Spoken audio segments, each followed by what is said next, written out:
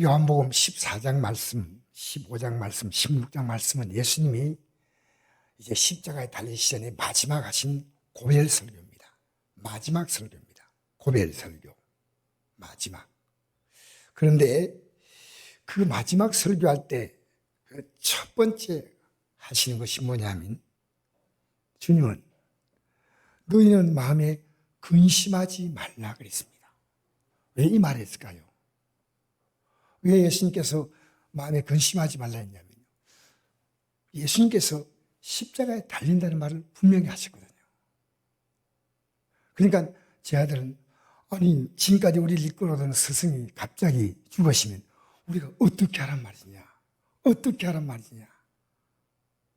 그들 어떻게 할지 모르고 정말 당황했습니다. 너희는 마음에 근심하지 말라. 하나님 믿으니 또 나를 믿으라. 그리고 예수님 말씀하십니다. 이 십자가에서 내가 죽는다는 이 사건은 그냥 사건이 아니에요. 너희들이 앞으로 이 땅의 삶을 끝내고 들어갈 수 있는 영원한 나라를 들어갈 수 있도록 내가 그 집을 들어갈 수 있도록 준비하러 간다는 겁니다. 내 아버지 집에 거할 곳이 많도다. 그리 잠들게 일렀으리라. 내가 널리 거처를 예배하러 가노니. 거처. 이 거처는요, 어마어마한 맨션입니다. 아주 큰 가운데 연못이 있고, 이제 유럽에 보면 그 성같이 된 그런 집 있지 않습니까? 숲풀이 탁 우거지면서 그런 어마어마한 저택. 우리는 맨션 그러잖아요. 맨션. 근데 이 맨션은요, 우리 보면 조만한 집을 맨션에 사는데 그건 거짓말하는 거예요. 이 거치가 뭐냐면 맨션인데요. 어마어마한 집이. 그러니까 문에서 내려가지고 집까지 들어간대요. 말을 타고 한참 들어가야 돼. 그렇게 큰 집이야. 그 뜻이에요. 내일 거칠 예배를 간다. 내가 너희를 거칠 예배에 가면 내가 다시 와서 너희를 내게 영접하여 나 있는 곳에 너희도 있게 하리라. 내가 어디로 간지 그 길을 너희가 아느니라 했습니다. 그러니까 도마가 말했습니다. 주여 주께서 어디로 가신지 우리가 알지 못하거늘 그 길을 어찌 알겠사옵나이까. 모른다. 예수님 지금까지 무수하게 말씀했습니다. 여러분 예배당에 나와도요, 하나님 말씀을 그렇게 지내도 잘 몰라요. 누가? 옛날에 제가 그랬습니다. 오랫동안 교회 나왔는데 이 구원의 길이 뭔가를 몰랐어요. 그 예배당 나오면 구원 받는다 그렇게 생각했어요. 정말 저는 오랫동안 집사가 되고도 이 진리를 잘 몰랐습니다. 나 부끄럽지만 고백합니다. 그런데 부지런히 말해 주었는데 제들은 관심을 갖지 않았습니다. 예수께서 말씀했습니다. 내가 곧 길이요 진리요 생명이니 나로 말미암고는 아버지께로 올 자가 없느니라. 여기에는요, 한글에는 자세히 안 나와 있지만 원어의 성경은요, 또 킹제임스 영어 성경에는요, 여기에 정관사가 붙어 있어요. 정관사. 이 정관사는 뭐냐면요, 하나밖에 없는 거예요. 하나밖에. 그러니까 우리나라 한강이 하나밖에 없죠, 그죠? 그 한강을 쓸 때는요, 앞에 정관사를 붙입니다. 그냥 강이 아니에요. 바로 그 강, 그 사람, 그 집. 그러니까 여기 보니까 내가 곧 길이요 진리요 생명, 이건요, 길이 하나밖에 없다는 겁니다. 이 길 외에는 없다는 겁니다. 그러면 이게 진리입니다. 진리. 이게 분명한 길이고 이게 진리인데요, 이 진리를 받아들인 자만 생명이 있다는 거예요. 여러분 우리는요, 하나님이 세상을 이처럼 사랑하사 독생자를 주셨으니 이런 저를 믿는 자마다 멸망하지 않고 영생을 얻게 하려 하십니다. 영생은 뭡니까? 조회, 하나님의 생명을 말합니다. 여러분 인간의 생명은 이 땅에 태어나가지고 수명을 다하면 죽습니다. 그리고 우리는 다시 일어나는데 어떻게 되냐? 주님께서 공중에 임하실 때 마지막 나팔에 심판의 부활로 일어나는 사람이 있고요, 생명의 부활로 일어나는 사람이 있습니다. 심판받는 생명이 있고요, 영광받는 생명이 있다는 거예요. 여러분, 예수님 때문에 제가 이런 얘기를 들었습니다. 스위스에 살고 있는 루이스라는 사람이 어느 날 근처에 얼어붙은 호수를 아주 어린 동생과 함께 가르려 가다가 얼음이 갈라져 가지고요, 틈이 생 곳에 이르렀습니다. 근데 그 틈이 어린 동생이 건널 수 없을 만큼 폭이 넓었습니다. 근데 루이스는 팍 뛰어서 건너가면 건너갈 수 있어요. 근데 자기 몸 길이만큼 되는 거예요. 그래서 자기 동생 보고 이랬습니다. 형이 엎드릴 테니까 너 내 위를 걸어서 건너가라야지.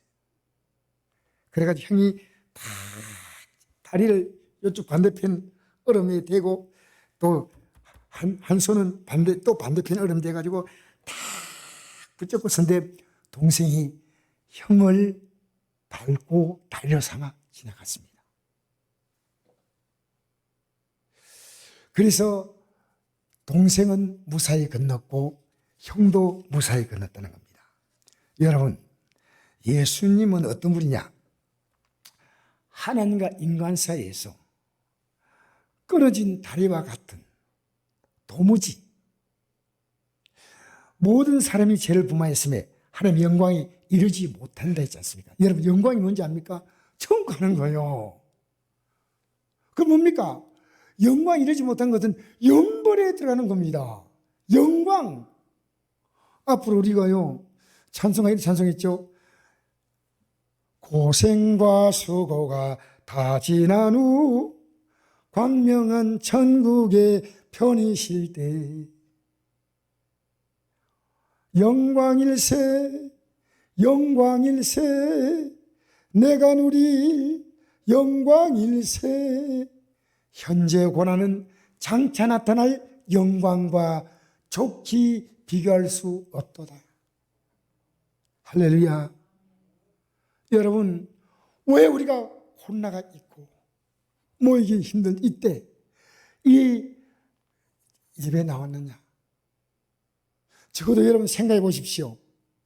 1년에 한 번 고난주일, 그도 성금요일 날 주님이 나의 십자가 달리신 이 엄청난 날, 예배는 뭔지 압니까?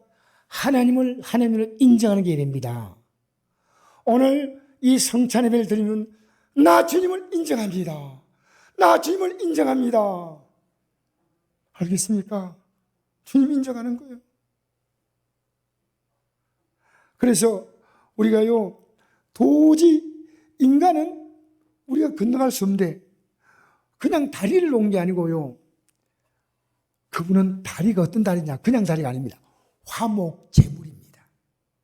그냥 다리 쭉 뻗으니까 동생이 밟고 쫙 지나가는 그런 게 아니고, 좀 힘들겠죠.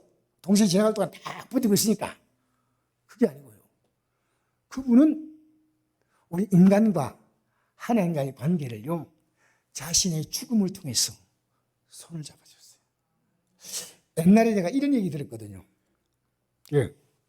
어머니가 돌아가시기 전에요, 그 아들과 아버지가 사이가 굉장히 안 좋아요. 그 평생 등을 돌리고 살았던 거예요. 뭐 어떤 내용이 있겠죠. 그런데 이 아내 되시는 분이 어떻게 하셨냐면요, 숨질 때가 되니까요, 그 아들이 찾아온 거예요. 그 어머니하고 이야기하고.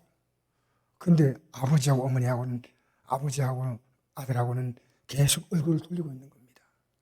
그때 어머니가 남편 손을 잡고 한 손은 아들 손 잡고, 여보, 내 이렇게 눈 감을 수가 없어. 마지막 내가 가는 마음을 위로해 주고요. 내가 할 수 있는 것 이거밖에 없어. 내가 떠나고 난 다음에 서로에게 이것은 씻을 수 없는, 그리고 돌이킬 수 없는 엄청난 손실이요. 아버지는 아들을 잃고 아들은 아버지를 잃고 아니에요. 내가 죽기 전에 부탁하니까 두 사람이 내 앞에서 한번 끌어안아보시오. 그리고 아들아, 네 아빠님이 잘못했다고 말이라. 여보, 아들에게 내가 미안하다고 말해주시오.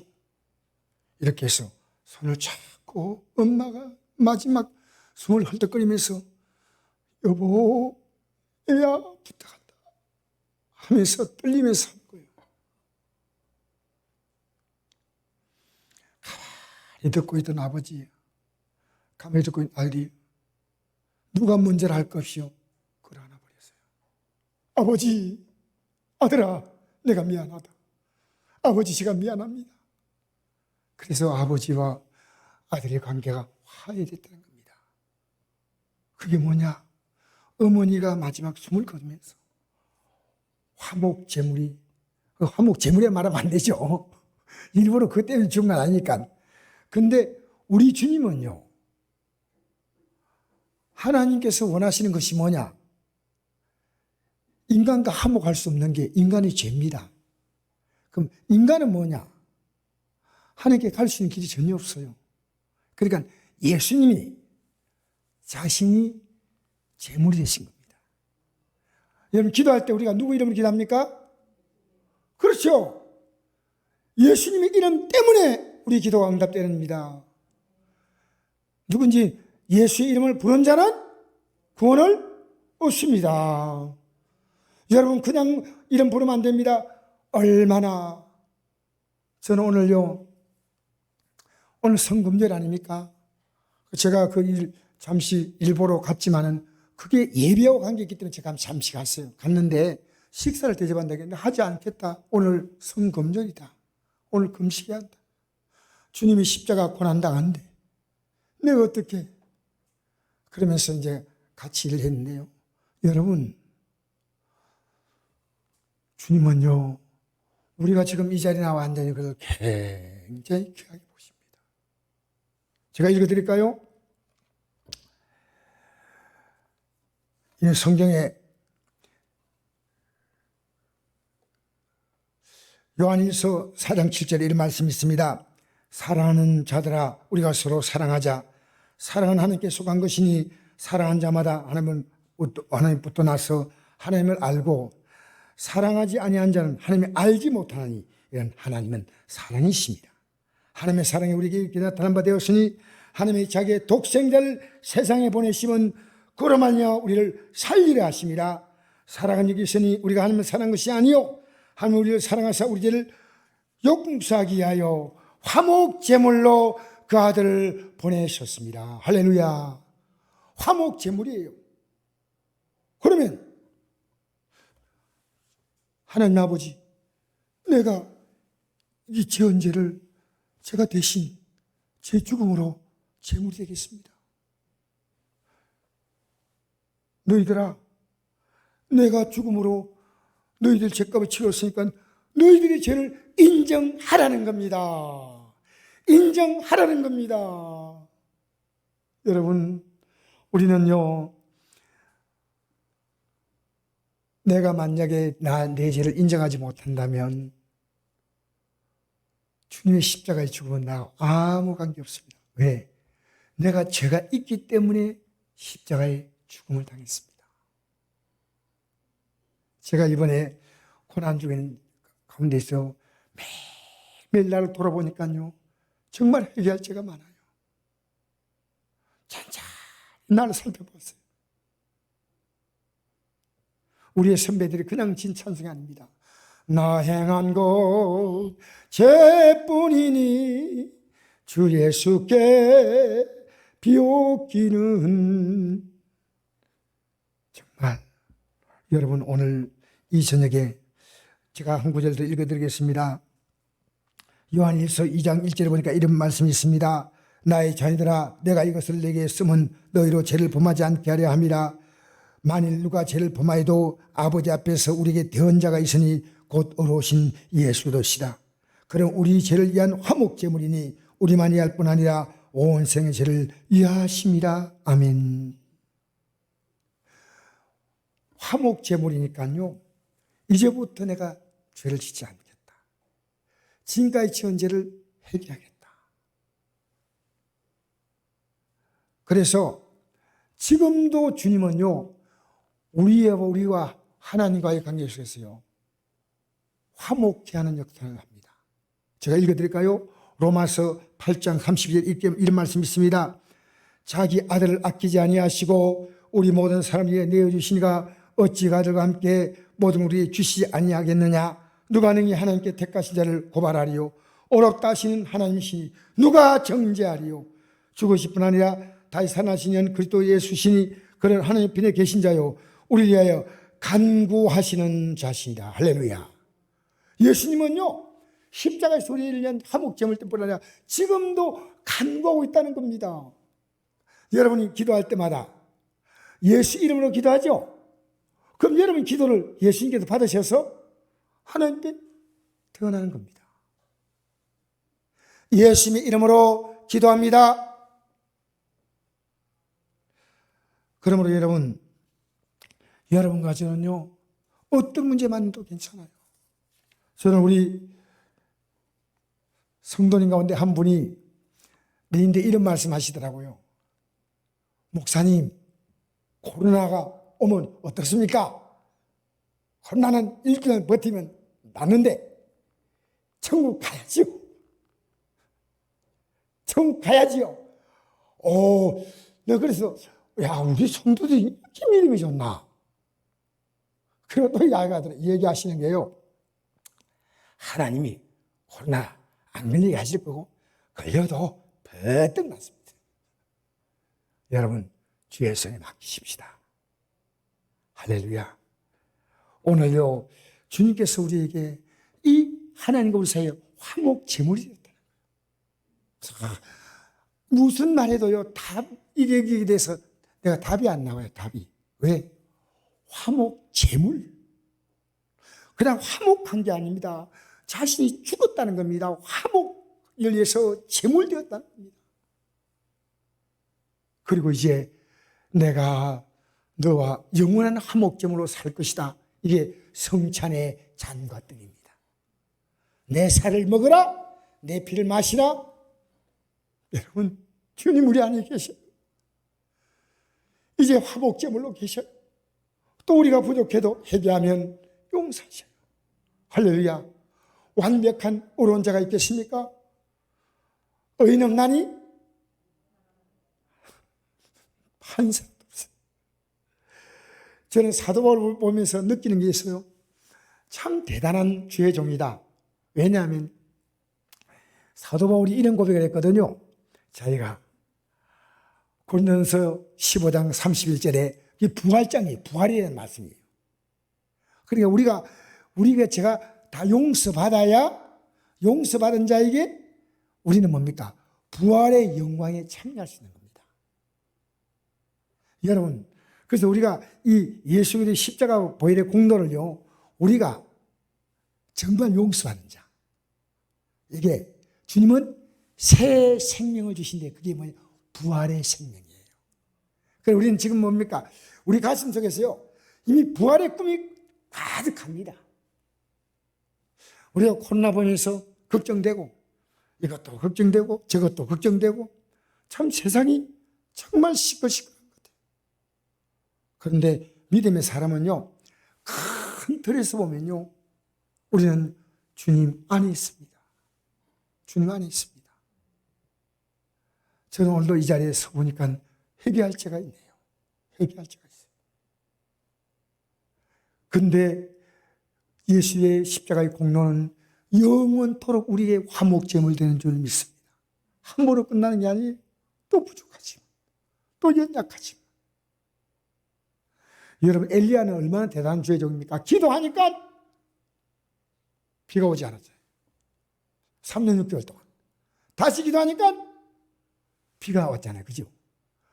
이렇게 대단한 주의 종인데 이세벨이 한마디 하니까요. 겁이 나가지고 막 도망가잖아요.